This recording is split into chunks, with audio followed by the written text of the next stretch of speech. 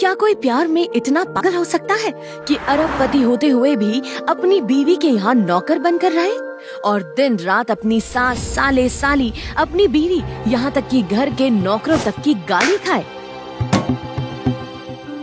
जबकि वो उस पूरे परिवार को 1 सेकंड में खरीद सकता था। तो उसकी क्या मजबूरी थी इन सब के पीछे? जानने के लिए सुनिए इंडिया की सबसे ज्यादा सुनी गई कहानी, वो भी फ्री। आहान, कहाँ चल दिया मुंह उठा के? आहान, इधर आओ। मेरी सहेली की सैंडल टूट गई है, जाके पहले इसे बाजार से जुड़वा के आ। यामिनी, ये कितना हैंडसम लड़का तुम्हारा नौकर है? नौकर नहीं, ये मेरा दामाद है, लेकिन घर जमाई बन के हमारे ही घर पड़ा रहता है। अपनी सहेलियों के साथ रमी खेल रही यामिनी ने जब ये कहा तो उसकी सारी सहेलियां जोर जोर से हंसने लगी और इतने लोगों के सामने हुई अपनी ही सास से अपनी बेइज्जती सुन आहान की आंखें शर्म से नीचे हो गई। इस घर में सिर्फ उसकी सास ही नहीं, हर कोई उसका ऐसे ही मजाक उड़ाता था। उसके साले, साली। बाइक खराब हो गई, नई बाइक के लिए पैसे दूं? आहान जीजू। यहाँ तक कि उसकी पत्नी शनाया भी। और तो और घर के नौकर भी उसके साथ नौकरों जैसा व्यवहार करते थे। बस एक शख्स था जो आहान की सच्चाई जानता था और वो था इस घर में काम करने वाला रमेश। बाहर वालों के सामने आहान की ऐसी बेइज्जती होते देख वो दुखी होकर मन ही मन बोला, ये लोग शायद जानते भी नहीं कि ये लोग जिसका मजाक बना रहे हैं, अगर उस आहान की सच्चाई उन्हें पता चल गई तो यही लोग उसके पैरों में गिर जाएंगे।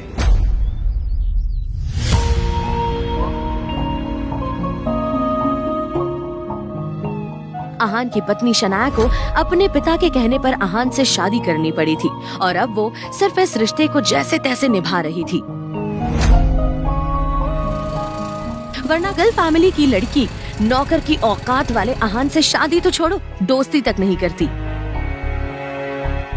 वही आहान सच में अपनी पत्नी शनाया से प्यार करता था, तभी तो इतनी जिल्लतों के बाद भी इस घर में टिका हुआ था। हेलो शनाया।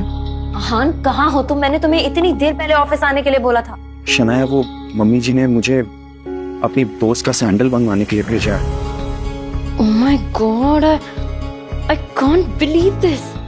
जिस मनहूस घड़ी में मैंने तुमसे शादी को हाँ कहा था। आहान, इस घर के नौकरों की भी इज्जत तुमसे ज्यादा है। तुम्हें शर्म नहीं आती? I don't think I can live with you anymore. हमें अलग हो जाना चाहिए। ये क्या कह रही हो शनाया? अगर मैंने तुम्हें छोड़ दिया तो? आहान अचानक बोलते बोलते रुक गया। दरअसल वो जानता था कि इस गिल फैमिली में शनाया का कोई भी साथ देने वाला नहीं था। शनाया के पापा के हॉस्पिटल में एडमिट होने के बाद से ही उसके कजिन शगुन और शौर्य, जो दादाजी के सामने शनाया को नीचा दिखाकर उसके हिस्से का बिजनेस भी हड़पना चाह रहे थे, इन सब से उससे बचाने वाला पूरे घर में सिर्फ आहान ही था। और आखिर वो वक्त आ ही गया जब आहान को शनाया को बचाने के लिए वो कदम उठाना पड़ा जिससे वो अब तक बचता आ रहा था। रोजवुड स्प्रिंग में किसी बड़ी पार्टी ने इन्वेस्ट किया है, जिससे कि उसकी पॉपुलैरिटी काफी बढ़ती जा रही। बड़े बड़े बिजनेसमैन उसमें अपना पैसा लगाना चाहते हैं, उस प्रोजेक्ट को पाना चाहते हैं। लेकिन मैं चाहता हूं कि उस प्रोजेक्ट को तुम लोग पाने की कोशिश करो किसी भी तरह। और अगर ऐसा नहीं कर सकते तो तुम सब लोग अपनी अपनी पोजीशन छोड़ने के लिए तैयार रहो। आनंद गिल की बात सुनकर सभी हैरान रह गए और एक दूसरे का चेहरा देखने लगे। तभी शौर्य ने कुछ सोचकर कहा, दादाजी,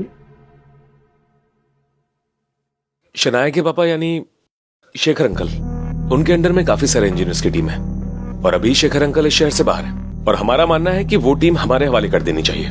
इससे मैं इस प्रोजेक्ट को हासिल करने में कॉन्फिडेंट रहूंगा। कई लोगों की सहमति देखकर आनंद गिल ने वो टीम शौर्य के हवाले कर दी। कॉन्ग्रेचुलेशंस। थैंक यू दादाजी। आनंद गिल ने सबको अपनी पोजीशन छोड़ने की जो धमकी दी थी उसका असर सीधा शौर्य पर पड़ा था। शौर्य सोच रहा था कि क्यों ना वो डील हासिल करके अपने दादाजी का विश्वास और जीत ले और शनाया को कंपनी से बाहर कर दे। पर कभी तो काम कर लिया कर यार। जब भी आता हूं खड़ा ही रहता तू, काम कर बैठ के वहां। कुछ सोचकर शौर्य ऑफिस के बाहर आया और रोजवुड स्प्रिंग के सीईओ हर्ष मेहरा को फोन लगा दिया। सर, मैं गिल कंस्ट्रक्शन से शौर्य बात कर रहा हूं। आपकी कंपनी में बिल्डर के तौर पर काम करने के लिए मैं आपका प्रोजेक्ट हासिल करना चाहता हूं। कौन है तू? और इस तरह से फोन पे प्रोजेक्ट? मतलब दिमाग से पैदल है क्या? समझता क्या है अपने आप को? एक काम कर, कल मेरे ऑफिस आ जाना। वहां बाकायदा प्रेस कॉन्फ्रेंस का इंतजाम कर रखा है मैंने। कल वहां तेरी और तेरी कंपनी की इज्जत मिट्टी में ना मिलाई ना तो कहना। अरे सर, मेरी बात तो सुन। याद रख, कल के बाद तू कभी फोन पे डील करने की सोचेगा भी नहीं, समझा? इडियट। हेलो, अरे सर मेरी बात तो सुन। हेलो। ओ यार, ये क्या कर दिया यार? अभी कल कैसे जाऊंगा मैं वहां? प्रोजेक्ट तो दूर की बात, ये तो इज्जत नीलाम करने पे तुला हुआ है क्या? इतना क्यों घबरा रहे हो भाई? शनाया है ना, कंपनी का नाम रोशन करने के लिए। शगुन की बात का मतलब समझकर शौर्य के चेहरे पर एक मुस्कान आ गई। वो जल्दी से आनंद गिल के केबिन में पहुंचा। दादाजी। क्या बात है शौर्य? दादाजी, मैं कह रहा था कि शनाया कितनी मेहनत करती है कंपनी के लिए, कितना कुछ सोचती है। तुम कहना क्या चाहते हो? साफ साफ को। मैं चाह रहा था कि जो रोजवुड स्प्रिंग वाला प्रोजेक्ट है, इसे पाने के लिए शनाया कोशिश करे। वो इसलिए क्योंकि मुझे ऐसा लगता है कि अगर ये कोशिश करेगी तो ये प्रोजेक्ट हमें आसानी से मिल जाएगा और कंपनी का तो फायदा ही फायदा है। शौर्य की बात सुनकर आनंद और शनाया सोच में पड़ गए। शनाया ये समझ नहीं पा रही थी कि शौर्य के अंदर अचानक ही उसके लिए इतनी हमदर्दी कैसे आ गई। ठीक है शौर्य, तुम जाओ, ये डील शनाया ही क्रैक करेगी। All the best Shanaya. Thank you दादाजी।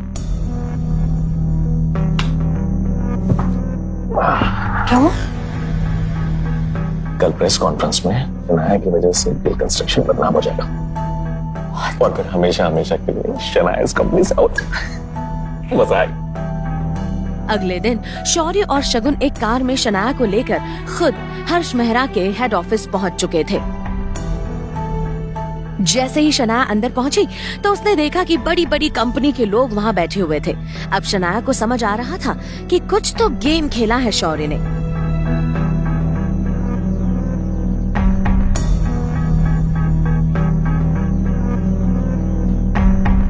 क्या यहाँ गिल कंस्ट्रक्शन से कोई आया है? यस, मैं Shanaya Gill. I am here to represent Gill constructions. आप मेरे बगल में आके बैठ जाइए, शुरुआत आप ही से करेंगे। शौर्य और शगुन भी मीडिया की भीड़ में खड़े उस पल का इंतजार कर रहे थे जब हर्ष मेहरा बोलना शुरू करे और शनाया को वहां से बेइज्जत करके भगा दे। लेडीज एंड जेंटलमैन, ये है गिल कंस्ट्रक्शन से शनाया गिल। इस प्रोजेक्ट को हासिल करने के लिए इनकी कंपनी के किसी आदमी का कॉल आया था मुझे, और अब ये चाहती हैं कि ये प्रोजेक्ट इन्हें दे दिया जाए। तभी अचानक ही हर्ष का फोन बजा।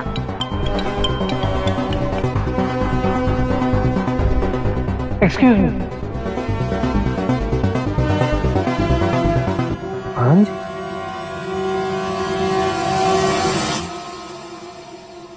जी सर, आपको फिक्र करने की जरूरत नहीं है। ओके सर, आप जो कहते हैं हो जाएगा। या I promise you. Thanks ji.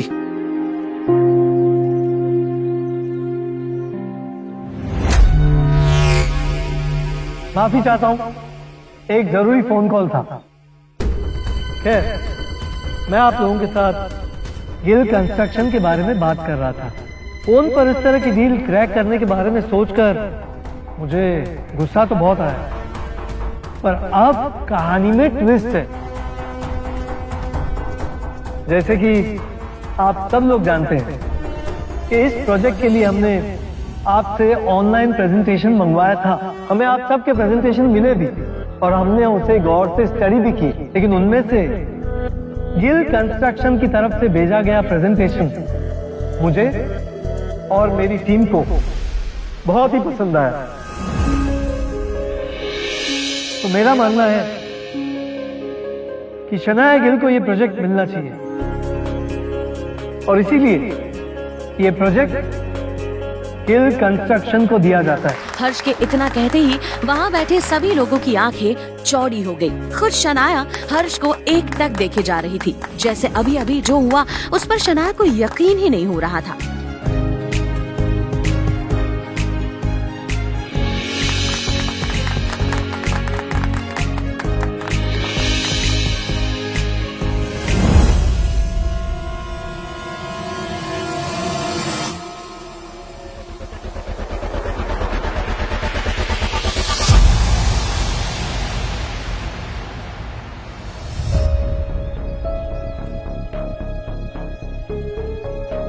Ji sir, आपने कहा और हमने काम कर दिया। The pleasure is mine. Yeah, thank you. ये हर्ष आहान से बात कर रहा था लगता है। ये काम भी आहान का ही है। नहीं, ऐसा कैसे हो सकता है? कहाँ हर्ष जैसा करोड़पति और कहाँ नौकरों से भी गया गुजरा मेरा पति। भला उसकी बात हर्ष क्यों मान लेगा? या शायद आहान ने मुझे बचाने के लिए ये सब किया हो।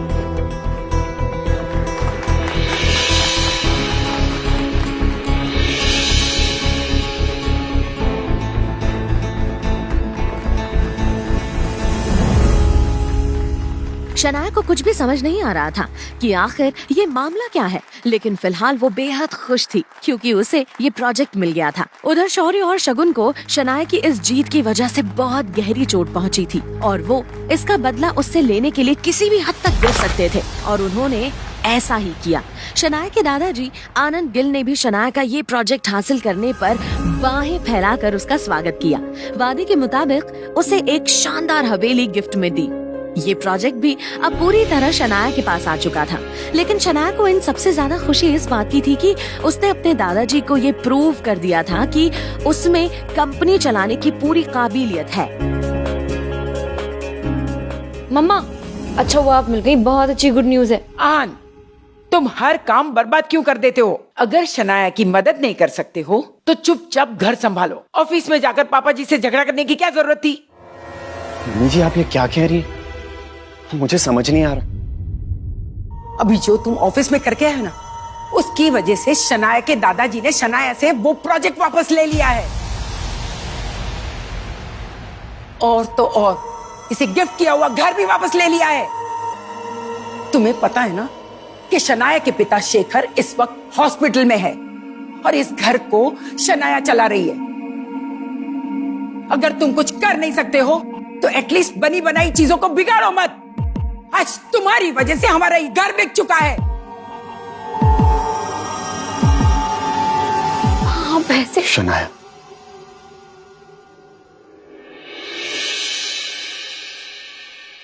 मम्मी जी, अगर आपको लगता है कि शनाया पर ये सारी मुसीबतें मेरी वजह से आई हैं, तो फिक्र मत कीजिए, मैं ही इसका हल निकालूंगा।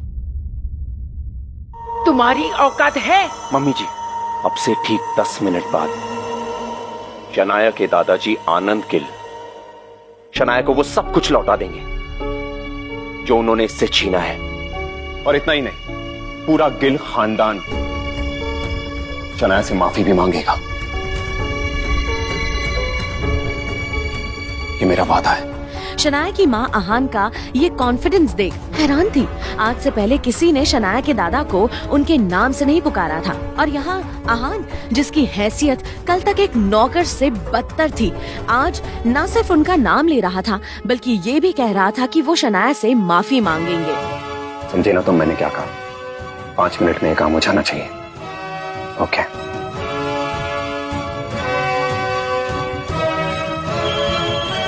और फिर तुरंत शनाया के फोन पर उसके दादाजी का फोन आया।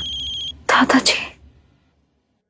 शनाया ने कांपते हाथों से फोन उठाया और जो उसने सुना वो सुनकर उसके पैरों तले जमीन खिसक गई। उसके दादाजी आनंद गिल सच में उससे माफी मांग रहे थे, यानी उसका शक सही था। उस दिन जिस हर्ष मेहरा के पास जिस आहान का फोन आया था वो उसका पति ही था। लेकिन नौकरों से भी बुरी हालत में घर जमाई बनकर अपने ससुराल में रहने वाला आहान आखिर इतना पावरफुल कैसे बना? क्या आहान की असलियत कुछ और है? आखिर ऐसा क्या किया था आहान और शनाया ने कि उनके दादा ने उनसे सब कुछ छीन लिया? जानने के लिए अभी डाउनलोड कीजिए पॉकेट FM और सुनिए हिंदुस्तान में सबसे ज्यादा सुनी जाने वाली कहानी सीक्रेट अमीरजादा। पॉकेट FM अभी डाउनलोड करें।